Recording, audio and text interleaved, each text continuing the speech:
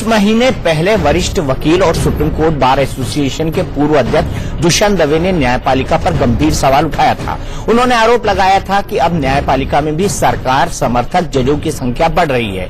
इस पर supreme court के जज जस्टिस डी.वाई. चंद्रचूड़ ने जवाब दिया था। उनका कहना था कि ऐसी बात करना गलत है। तब मामला खत्म हो गया क्योंकि लोगों ने इस बार बेंच की मामूली टिक्का टिप्पणी के दौर पर इस बात को देखा था। लेकिन आज सुप्रीम कोर्ट के ही 4 जजों ने देश की सबसे बड़ी अदालत के कामकाज पर गंभीर सवाल उठा दिए। वरिष्ठता में चीफ जस्टिस के बाद नंबर 2 पर आने वाले justice J. Chelameswar, justice Ranjan Gogoi, justice Joseph Kurian और जस्टिस मदन बी लोकुर ने आज मीडिया को बुलाया। एक साथ 4 जजों की प्रेस कॉन्फ्रेंस अपने आप में असाधारण घटना थी। जस्टिस चेलमेश्वर ने कबूल किया कि दुनिया के न्यायिक इतिहास में यह असाधारण घटना है और फिर वो मीडिया के जरिए अपनी बात देश के सामने रखने के लिए मजबूर है। उन्होंने आरोप लगाया कि सुप्रीम कोर्ट में पिछले कुछ महीनों से सब कुछ ठीक नहीं चल रहा। व्यवस्था में सुधार के लिए 4 जजों ने चीफ जस्टिस दीपक मिश्रा से मुलाकात की थी, लेकिन चीफ जस्टिस ने उनकी बात नहीं सुनी। चारों जजों ने आज भी चीफ जस्टिस को एक पत्र सौंपा था। उसी के बाद चारों जजों ने प्रेस कॉन्फ्रेंस बुलाई और कहा कि वो इसलिए चुप नहीं रहना चाहते क्योंकि हो सकता है कि 20 साल के बाद कोई इन पर भी आरोप लगा दे कि चारों जजों ने अपनी आत्मा बेच दी थी। जस्टिस चेलमेश्वर ने कहा कि सुप्रीम कोर्ट में जो चल रहा है उससे न्यायपालिका और लोकतंत्र को खतरा है। It's an extraordinary event in the history of any nation and more particularly this nation, and extraordinary event in the history of this institution of judiciary. Supreme Court is not in order. There are many things which are less than desirable which have happened in the last few months. Yet we thought we owed a responsibility to the institution, to the nation. We tried to collectively persuade the Chief Justice that certain things are not in order, therefore we should take remedial measures. Unfortunately, our efforts failed. And my dear friends, we are all 4 of us are convinced that unless this institution is preserved and it maintains its equanimity, the democracy will not survive in this country or any country.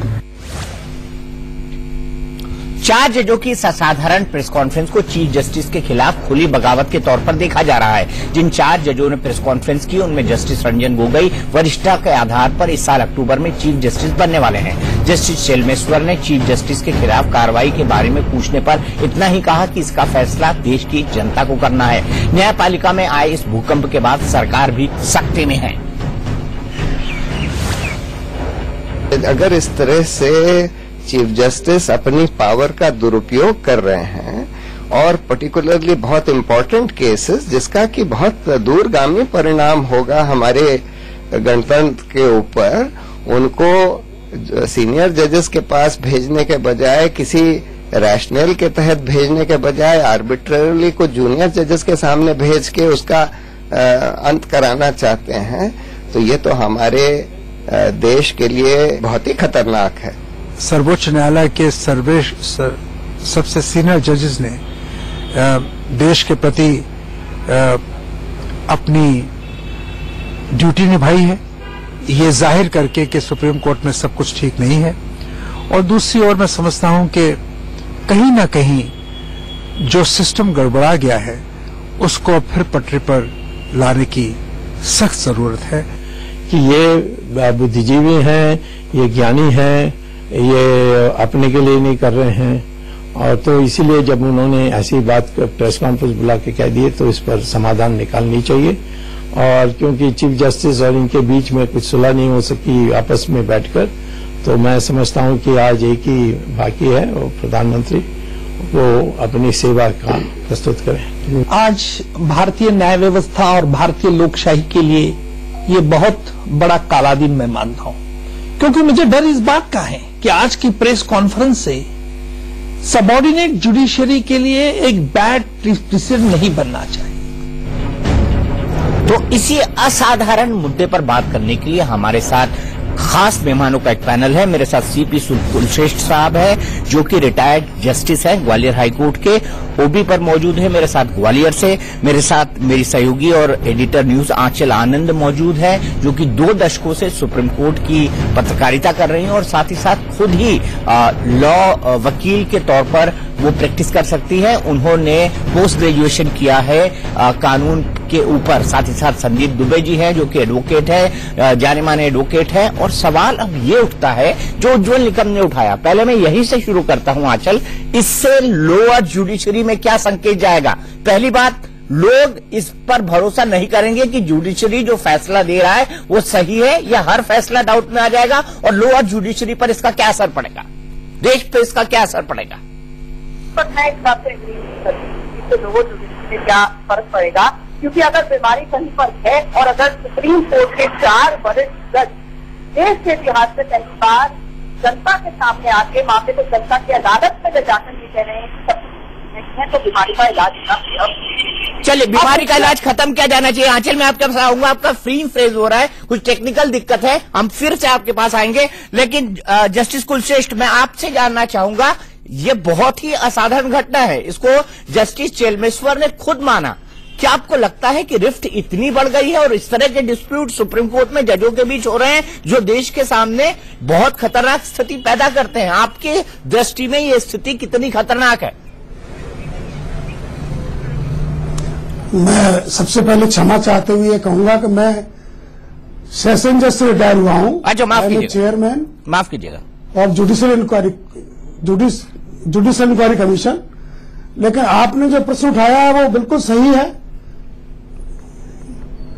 इससे स्थिति बहुत भयावह होने की संभावना है। जब स्थिति इतनी बिगड़ गई होगी जो कि वार्तालाप से संभव नहीं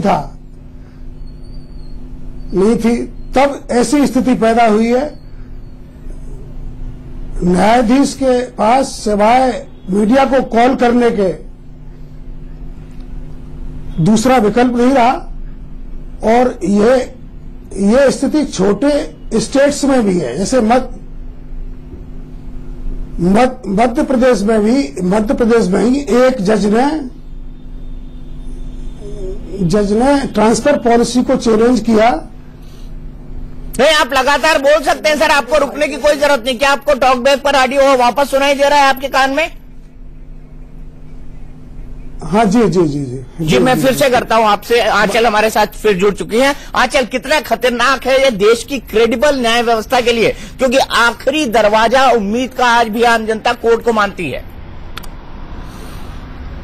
बिल्कुल, 3 करोड़ केसेस जिस देश के अंदर लंबित हो, और अगर ये मैसेज जाए देश के सबसे बड़े न्याय के मंदिर से कि कहीं पर भी ऑल इज नॉट वेल न्यायपालिका में, तो कहीं ना कहीं ये एक संदेश तो गया है। लेकिन ये एक, जिस तरह से मैंने बताया कि दीपक, कि कहीं ना कहीं अगर बीमारी है तो उसका इलाज जरूरी है, नंबर 1। दूसरा, इसको हमें सिर्फ एक प्रशासनिक मामले की तरह नहीं देखना चाहिए कि जजों के बीच में खींचतान है, कौन सा मामले की सुनवाई कौन कर रहा है। 2 टिप्पणियों पर हमें खास तौर से ध्यान रखना चाहिए जो जस्टिस चलमेश्वर और बाकी जजों ने की। एक तो ये कि उन्होंने कहा कि स्वतंत्र न्याय व्यवस्था जो है लोकतंत्र की बुनियाद है, और हमें लग रहा है कि अगर उसको प्रिजर्व अब नहीं किया गया तो ये हमारे लोकतंत्र को ही खत्म कर देगा, नंबर 1। और नंबर 2, हम नहीं चाहते कि 20 साल बाद लोग ये कहें कि हमने अपनी जो आत्मा है उसको बेच दिया। देखिए, ये अगर हम सिर्फ इसे शब्दों की तरह या सतही तौर पर देखें कि ये सिर्फ जजों के बीच में खिटपिट है या चीफ जस्टिस के साथ सिर्फ ये सवाल है, तो इसे हमें ऐसे नहीं देखना चाहिए। इनफैक्ट जब से ये प्रेस कॉन्फ्रेंस हुई है, लगातार सरकार का रिएक्शन लेने की कोशिश की जा रही है जो नहीं मिल पा रहा है। तो कहीं ना कहीं मुझे लगता है सवाल सरकार के ऊपर भी उठने लाजमी है इन 2 प्रतिक्रियाओं के बाद कि कहीं ये केस एग्जीक्यूटिव इंटरफेरेंस का तो नहीं है, क्योंकि सुप्रीम कोर्ट की कॉरिडोर्स में वकीलों के बीच में भी ये चर्चा आम है। इंदिरा जयसिंह ने तो वहां पर पहुंचकर प्रेस कॉन्फ्रेंस में ये सवाल भी पूछ लिया। हालांकि जजों ने कहा कि हम इस पर पॉलिटिक्स नहीं करना चाहते हैं। जजों ने संयम बरतने की कोशिश की, लेकिन ये तो सच है कि भारत के इतिहास में पहली बार और सुप्रीम कोर्ट के इतिहास में पहली बार ये मैसेज गया है कि चीफ जस्टिस अपने जो 4 वरिष्ठतम जज हैं उनको सबसे इंपॉर्टेंट मैटर से दूर रख रहे हैं। ट्रस्ट डेफिसिट है, ट्रस्ट डेफिसिट है, भरोसे की कमी है। इंदिरा जयसिंह जी हमारे साथ जुड़ गई हैं, जो उस प्रेस कॉन्फ्रेंस में मौजूद थी। उनका कहना है कि एक शुभ संकेत है ताकि व्यवस्था को दुरुस्त किया जा सके। इंदिरा जयसिंह जी, मैं आपसे जानना चाहता हूं, आपको क्या लगता है, ये कॉन्फ्लिक्ट ऑफ इंटरेस्ट का मामला है, ये एग्जीक्यूटिव का जुडिशरी के ऊपर जो है कंट्रोल का मामला है, ये क्या है, ये किस तरह का मामला आपको नजर आता है, या सीधे करप्शन से जुड़ा हुआ है? आप क्या कहेंगी, आपकी क्या टिप्पणी होगी?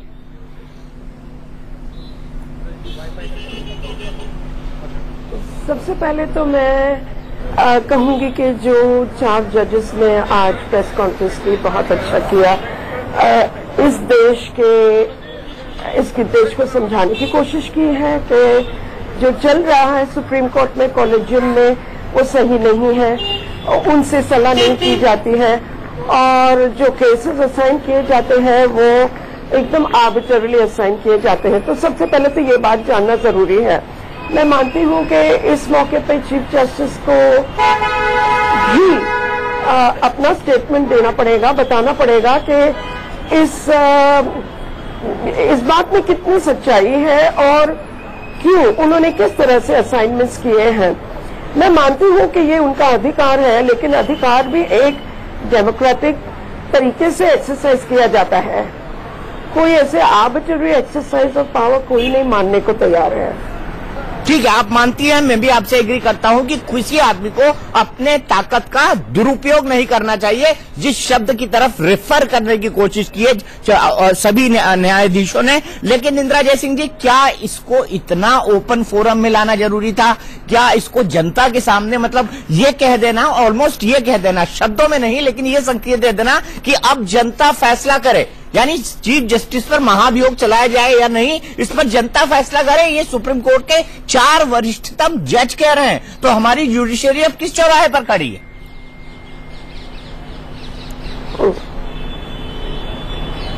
देखिए, जनता तो हमेशा फैसला करती है। इतना फर्क है कि हम अपने जजेस को इलेक्ट नहीं करते हैं। इलेक्शन के समय जनता तो फैसला करती ही है, आपको पता है, हमारे नेताओं के लिए। लेकिन जनता फैसला करने का मतलब ये है कि पब्लिक ओपिनियन क्या कहता है, ये जानना बहुत जरूरी है। और मैं मानती हूँ कि इस ऐतिहासिक मौके पे हमारे लीगल प्रोफेशन की एक बहुत बड़ी योगदान की जरूरत है। हमें भी अपने पैरों पे खड़े होकर कहना पड़ेगा कि हमें भी एक इंडिपेंडेंट जुडिशरी चाहिए, क्योंकि आप ये समझ लो कि आज क्यों हमेशा से अगर एग्जीक्यूटिव का आर्बिट्ररी पावर हो तो उस पावर से बचाने के लिए हमें सिर्फ एक ही रास्ता है और वो है जुडिशरी। इसलिए इस देश के हर नागरिक को ये इंटरेस्ट है, ये वेस्टेड इंटरेस्ट है कि हमारी जुडिशरी कायम बनी रहे किसी इन्फ्लुएंस के बगैर। ठीक है, मैं आपकी बात से एग्री करता हूं। मैं दूसरे पॉइंट्स लेकर आऊंगा। इस बीच हमारे साथ जस्टिस NK जैन जुड़ गए हैं, जो कि रिटायर्ड जस्टिस है जबलपुर हाईकोर्ट के। जैन सर, मैं आपसे ये जानना चाहूंगा ऑनरेबल जस्टिस की, जुडिशरी मामले में अगर क्रेडिबिलिटी टूट गई जजों की, तो फिर लोकतंत्र का क्या होगा? तो फिर आम जनता क्या समझेगी? लोग ये समझने लगेंगे कि हर फैसला जो है, हर पैरा जो है वो बिका हुआ है। माफ कीजिएगा इन शब्दों का इस्तेमाल कर रहा हूं, मैं कंटेम्प्ट ऑफ कोर्ट नहीं करना चाहता, लेकिन ये एक सवाल है जो आम जनता के मन के अंदर है, वो मैं आपसे सीधा पूछ रहा हूं। जैन साहब, देखिए, मैं पहले तो ये कहना चाहूंगा कि आज का जो संपूर्ण घटनाक्रम है वो बहुत ही दुर्भाग्यपूर्ण है। उनने जो मुद्दे उठाए उसके सही और गलत पर नहीं जाता मैं, लेकिन जो उसका तरीका था उसको मैं बिल्कुल अप्रूव नहीं करता। वो बिल्कुल गलत था, बिल्कुल गलत था। आप अप्रूव नहीं करते? इससे इंडिपेंडेंट जी बोलिए। बिल्कुल नहीं अप्रूव करते। क्यों नहीं? आपके हिसाब से मैं एक क्रॉस क्वेश्चन करता हूं जस्टिस जैन साहब, आपके हिसाब से फिर एप्रोप्रिएट तरीका क्या होता? जस्टिस जैन साहब, आपकी तरफ से एप्रोप्रिएट तरीका क्या होता? क्योंकि उन्होंने ये लेटर दिया चीफ जस्टिस को और साफ कहा कि चीफ जस्टिस हमारी बात नहीं सुन रहे थे, कई बार उनको एड्रेस करने की कोशिश की गई। ऐसे में उनके सामने और क्या विकल्प बचा था? आपके हिसाब से एप्रोप्रिएट फोरम क्या होता? देखिए, वो चीफ जस्टिस से मिले भी थे, ये भी उनने बताया, लेकिन अगर चीफ जस्टिस ने उनकी कोई बात नहीं मानी है तो उसका ये तरीका नहीं हो सकता कि वो आम पब्लिक में आके अपनी बात रखें। जहां तक मैं समझता हूं, आज कोर्ट का वर्किंग डे भी था और वर्किंग आवर्स में कोर्ट में बैठने के बजाय प्रेस से आके बात करना, बिल्कुल ये इसमें एक औचित्य का भी बहुत बड़ा प्रश्न है। औचित्य का बहुत बड़ा प्रश्न है। इंदिरा जयसिंह जी इस बात का जवाब दीजिए। इंदिरा जयसिंह जी इस बात का जवाब दीजिए। औचित्य का सवाल उठा रहे हैं जस्टिस जैन, आपने सुनी उनकी बात? जी जी, अच्छा सुनिए, सबसे पहले तो मैं बताना चाहूंगी कि वो अपना काम खत्म करके कोर्ट से उठे हैं। ऐसी कोई बात नहीं है कि काम रुक गया। काम रोकने के बहुत तरीके होते हैं और हमने देखा है जजेस कैसे काम रोकते हैं। दूसरी बात मैं बताना चाहूंगी, ये कोई बच्चों का खेल नहीं है। जस्टिस जैन को जानना चाहिए कि ये 4 जजेस आज सुबह को गए थे चीफ जस्टिस को मिलने को, उनको समझाने की कोशिश की कि जो हो रहा है गलत हो रहा है। अब चीफ जस्टिस बच्चे तो नहीं है, वो अपनी मनमानी तो नहीं कर सकते ना, तो उनका धर्म होता है, फर्ज होता है अपने 4 कोलीग्स के साथ बैठ के मामला रिजॉल्व करना। आगे चल के भी ये ही उनका धर्म है और हम देखेंगे क्या होता है आगे चल के। चलिए जैन साहब आप बताइए, जो इंदिरा जयसिंह जी कही है मैं उससे बिल्कुल डिस्प्यूट नहीं कर सकता, आप क्यों डिस्प्यूट कर रहे हैं? आप इसके औचित्य पर क्यों सवाल उठा रहे हैं? क्योंकि देखिए, एक जुडिशियल एक ट्रेनिंग होती है, जुडिशरी के एक डिसिप्लिन होता है। इस तरह से सुप्रीम कोर्ट के 4 सीनियर मोस्ट जजेस का पब्लिक में आके और प्रेस के सामने ये बात कहना, ये कोई सही बात नहीं है। मैं इसको बिल्कुल अप्रूव नहीं करता और ये इससे जुडिशरी की जो छवि है उसको आघात लगा है। आघात लगा है। लेकिन मेरी सहयोगी आंचल आनंद आपसे कुछ पूछना चाहती है। आंचल, आप जस्टिस जैन से पूछ सकती हैं और आपका क्या व्यू है? क्या 4 जजेस का, माननीय जजेस का ये फैसला सही था कि वो पब्लिक के बीच आए? देखिए, एक तो नंबर 1 इम्प्रोप्राइटरी सिलेक्टिव नहीं हो सकती। नंबर 2, ये सारे के सारे जो सुप्रीम कोर्ट के जज हैं वो इक्वल हैं, लीगली भी, फैक्चुअली भी, कॉन्स्टिट्यूशनली भी। चीफ जस्टिस का काम सिर्फ रोस्टर को मैनेज करना है ताकि कन्वीनियंटली जस्टिस डिलीवर किया जा सके। इसका मतलब ये नहीं है कि जो नॉर्म्स हैं उनका उल्लंघन हो, जो कि इन 4 जजों ने सामने आकर बोला। मेरा बड़ा सवाल जैन साहब से ये है, जहां वो ये कह रहे हैं कि छवि खराब होगी, मैं जानना चाहती हूं छवि तब सही रहेगी जब न्याय नहीं हो पाएगा, अगर ट्रस्ट डेफिसिट रहेगा। सुप्रीम कोर्ट की कॉरिडोर में 5 कोर्ट्स बैठते हैं, एक कोर्ट नंबर 1 के इर्द गिर्द 2 और 2 कोर्ट, और बाकी सारे कोर्ट्स का काम अगर रिडंडेंट कर दिया जाए तो मुझे लगता है कि जजों का काम न्याय करना है। छवि जो है वो सेकेंडरी है और जजेस की ट्रेनिंग होती है, सही ट्रेनिंग होती है कि they should speak from the orders, but इसका मतलब ये नहीं है कि अगर वो ऑर्डर ही ना दे पाए तो क्या करेंगे? जैन साहब का जवाब। जैन साहब जवाब दीजिए। देखिए, अपनी बात कहने के और भी कुछ तरीके हो सकते थे। अब सुप्रीम कोर्ट में किस बेंच को क्या काम दिया गया, मैडम प्लीज मुझे बोलने दें आप। आंचल सुन लीजिए जस्टिस जैन को। देखिए, ये तो एक डिस्प्यूटेड बात है कि किस बेंच को काम दिया गया, किस बेंच को गलत काम दिया गया, बेंच का कॉन्स्टिट्यूशन सही हुआ या गलत हुआ। मैं उस मुद्दे पर नहीं जा सकता क्योंकि उसकी जानकारी मुझे नहीं है। लेकिन इस बात की शिकायत पब्लिक में आके प्रेस से करना और प्रेस के सामने ये सब बातों को उछालना बिल्कुल भी औचित्यपूर्ण नहीं है। ये औचित्य अनौचित्य का भी प्रश्न नहीं है। यहाँ कई बातें हैं। अभी आपने सामने वाले का व्यू तो सुना ही नहीं है और हम किसी निर्णय पे कैसे पहुंच सकते हैं कि चीफ जस्टिस ने जो बेंच बनाई वो किस प्रयोजन से बनाई, गलत बनाई, सही बनाई। मैं आपसे सहमत हूं, chief justice is only first among equals, लेकिन बेंच के फॉर्मेशन में, रोस्टर के फॉर्मेशन में उसका एकाधिकार है और उसको ये निर्णय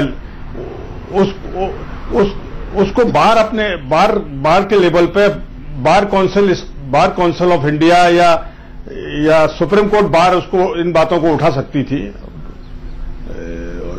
लेकिन इस तरह से 4 न्यायाधीशों का माननीय न्यायाधीशों मैं समझ गया आपकी बात। आप कह रहे हैं कि ये तरीका ठीक नहीं है। आंचल इस पर भी बात करेंगे, संदीप दुबे से भी बात करेंगे, जस्टिस कुलश्रेष्ठ से भी बात करेंगे। हमने ऑलरेडी इंदिरा जयसिंह जी से बात की है, फिर इस सवाल पर आएंगे कि अब जजेस की क्रेडिबिलिटी का क्या, जिसको लेकर समय समय पर सवाल उठे हैं, और अब देश की जनता इस बारे में क्या फैसला करेगी, इस पर भी चर्चा करेंगे। लेकिन ब्रेक के तो हमारे साथ सीनियर एडवोकेट और chairman bar council of India Manan Kumar Mishra ji भी जुड़ गए हैं। हमारे साथ मनन कुमार मिश्रा जी भी जुड़ गए हैं, जो कि सीनियर एडवोकेट हैं और चेयरमैन हैं बार काउंसिल ऑफ इंडिया के। मनन मिश्रा जी से भी हम बात करेंगे, संदीप दुबे से भी हम बात करेंगे। मनन मिश्रा जी, मुझे ये बताइए कि आपको क्या लगता है और क्या अखबारों में अभी तक बातें सामने आई हैं, इन 4 जजों और चीफ जस्टिस ऑफ इंडिया के बीच में किन इश्यूज को लेकर कॉन्फ्लिक्ट है? जो चिट्ठी से लगी है, जो माननीय स्पीकर साहब की जो चिट्ठी है, उस हिसाब से रोस्टर को लेकर कोई आपस मतभेद है।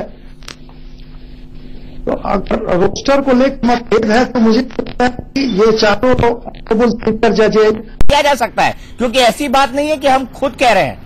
अखबारों में इस बारे में लेख लिखे गए हैं कि कौन कौन से इश्यूज हैं जिनमें इन 4 जजों को चीफ जस्टिस से प्रॉब्लम है कि वो मनमानी कर रहे हैं। ऑलमोस्ट यही कहना है इन 4 जस्टिसों का। जी बिल्कुल दीपक, देखिए जो लेटर था 7 पन्नों का, उसमें तो किसी केस का जिक्र नहीं है, लेकिन आज ही इंडियन एक्सप्रेस में जाने माने वरिष्ठ वकील दुष्यंत दवे ने भी आर्टिकल लिखा और उन्होंने कहा कि जो केसेस मार्क हो रहे हैं वो सिलेक्टिव बेसिस पर मार्क हो रहे हैं। उन्होंने 2-3 केसेस का उदाहरण दिया, मसलन की आधार केस, जिस तरह से प्रिवेसी मैटर था, वो जस्टिस शलमेश्वर की बेंच इनिशियली सुन रही थी, फिर वो होते होते प्रिवेसी मैटर में जब तब्दील हो गया और 9 जजों के पास गया, तो उसके बाद फिर से रिवर्ट अगर होना था आधार मैटर को कॉन्स्टिट्यूशन बेंच के पास, तो कहीं ना कहीं जो दूसरे जजेस पहले इस मामले को सुनते आए उनको पार्ट ऑफ द बेंच होना चाहिए था, वो नहीं थे। नंबर 1।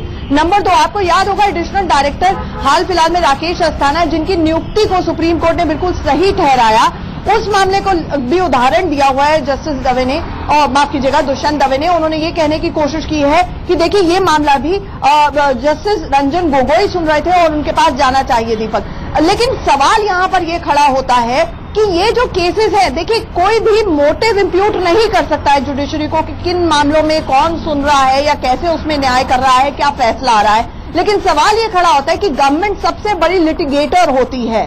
अगर सवाल खड़ा हुआ है कि रोस्टर के अंदर परेशानी है और चीफ जस्टिस साहब जो है वो अपने ढंग से रोस्टर चला रहे हैं और ये हमारे लोकतंत्र के लिए सही नहीं है, तो दीपक हमें ये भी देखना होगा कि अगर ऐसा हो रहा है तो क्यों हो रहा है, अगर ये आरोप लग रहा है तो क्यों लग रहा है।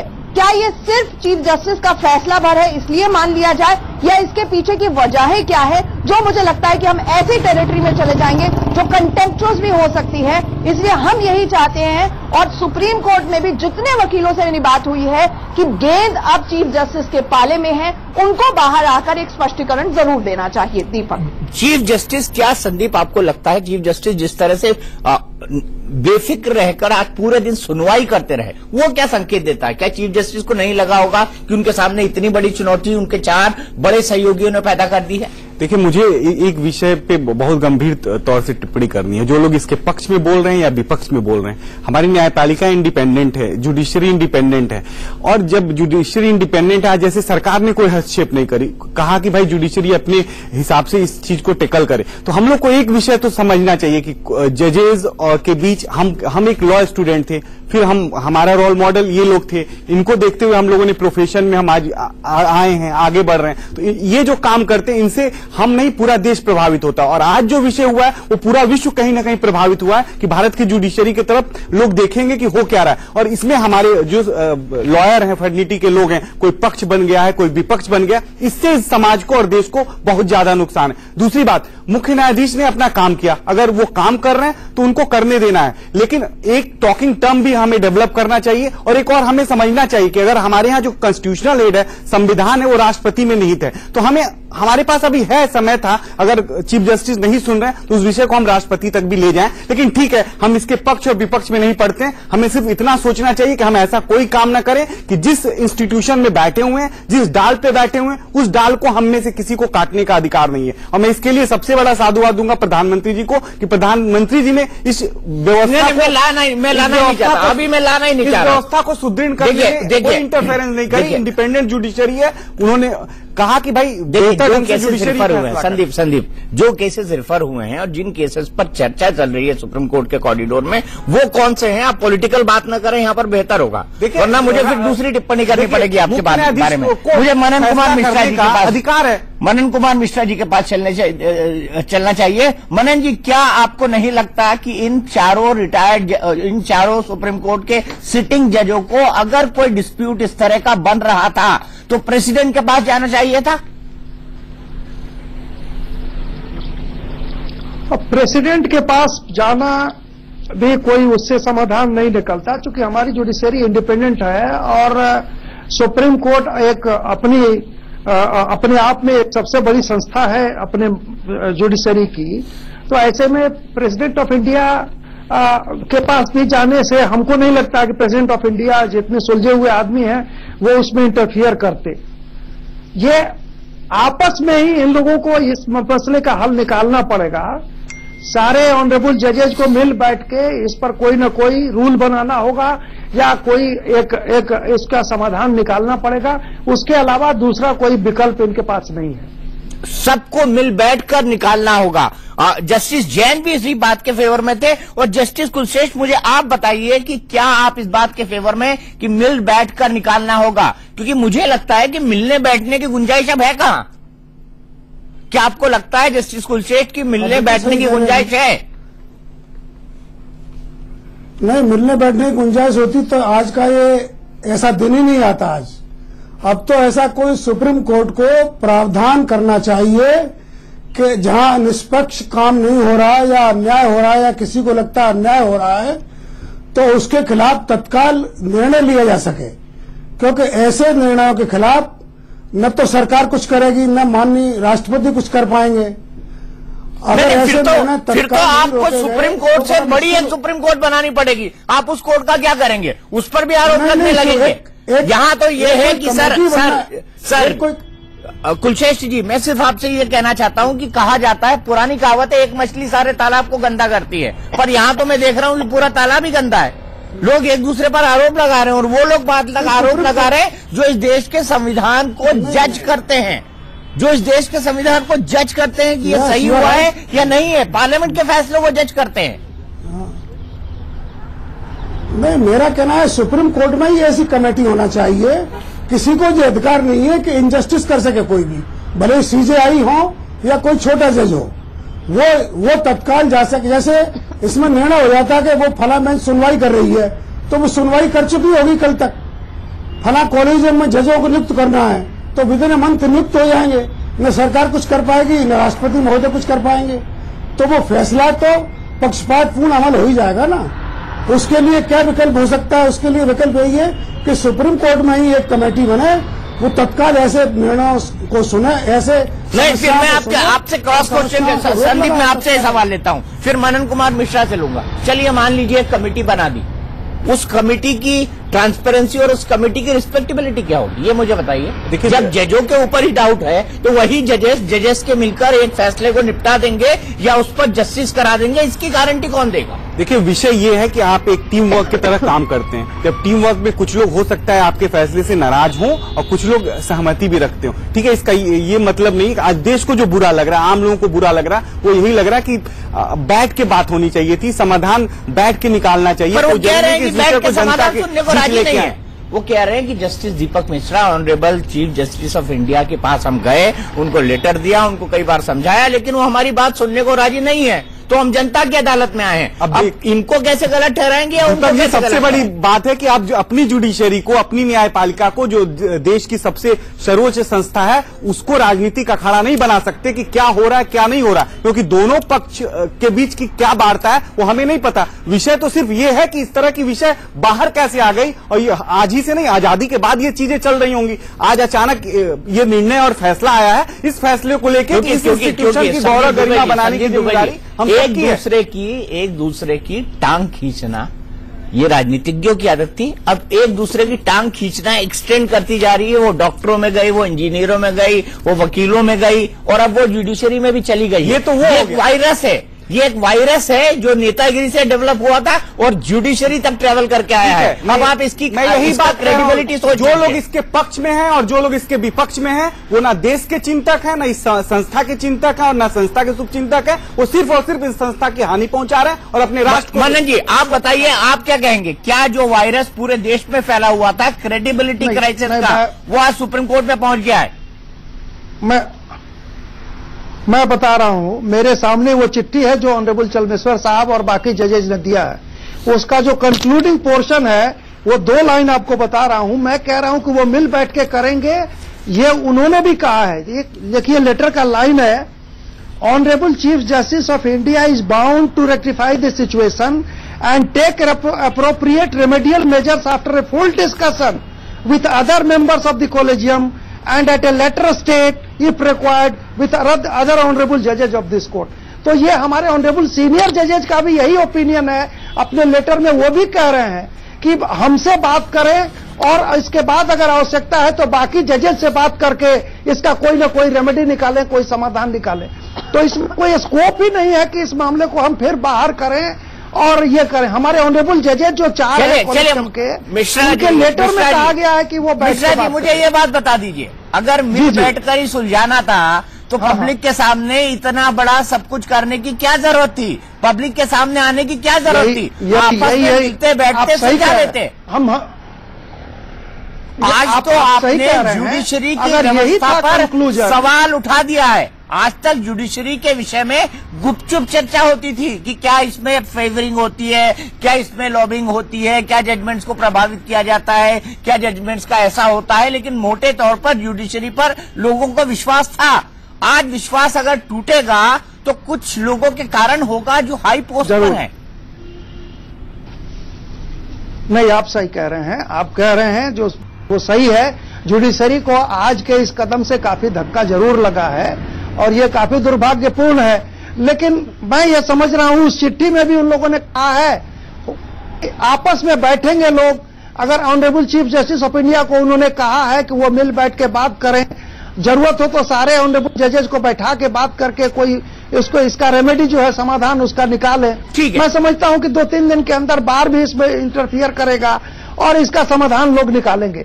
ये आज का जो भी एपिसोड हुआ वो काफी दुर्भाग्यपूर्ण है, आपका कहना सही है। दुर्भाग्यपूर्ण है, लेकिन इस देश के अंदर हुआ है। सवाल ये कि आखिरी संस्था जिस पर लोगों का भरोसा था, क्या उसकी विश्वसनीयता खतरे में है? आज की तारीख में सुप्रीम कोर्ट को अपनी विश्वसनीयता को बनाए रखने के लिए एक इसका ट्रांसपेरेंट सॉल्यूशन, या जिसको कहें कि दोनों तरफ दिखने वाला, साफ दिखने वाला एक हल निकालना होगा, जो बेहद मुश्किल काम होगा। हमारी महाबहस में आज के लिए इतना ही, लेकिन इंडिया न्यूज पर खबरों का सिलसिला लगातार जारी है।